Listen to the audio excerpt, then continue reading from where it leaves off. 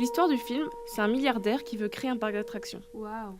Pour ouvrir ce parc, il est obligé de recevoir l'approbation de professionnels et il va donc y inviter 2 paléontologues et un mathématicien. Hello. Vous me direz, pourquoi des paléontologues dans un parc d'attractions? Ils vont aller déterrer des Mickey à Disneyland? N'importe quoi. Mais ce parc-là, il est pas vraiment comme Disneyland. Et non. Lui, il contient plutôt d'énormes dinosaures. En fait, des dizaines d'années plus tôt, le milliardaire est tombé sur de l'ADN de dinosaures et il s'en est servi pour créer des œufs et donner vie à des petits bébés dinos. Faire du flashback. Mais au lieu de juste s'en occuper, il a décidé de les réunir dans un parc afin de les montrer à des touristes. Super. Du coup, les invités se retrouvent sur la fameuse île aux dinosaures, j'ai nommé... Jurassic Park. Poum poum poum. Au début, tout se passe bien. Ils se baladent, ils voient des dinosaures, ils sont contents. Mais comme dans tous les films, il y a un méchant.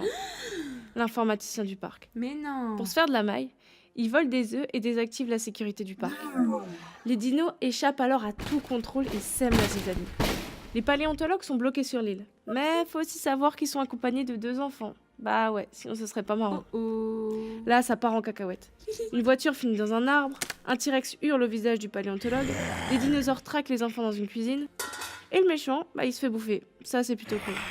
Bon, au final, ils arrivent à remettre en route la sécurité des parcs, et ils s'en sortent indemnes. Et là, plein de boue et plein de sang, ils se regardent et ils se disent qu'ils voudraient mieux pas ouvrir le parc. Ah oui. Hein. Et ils rigolent, normal. Alors que les mecs, ils viennent de braver la mort.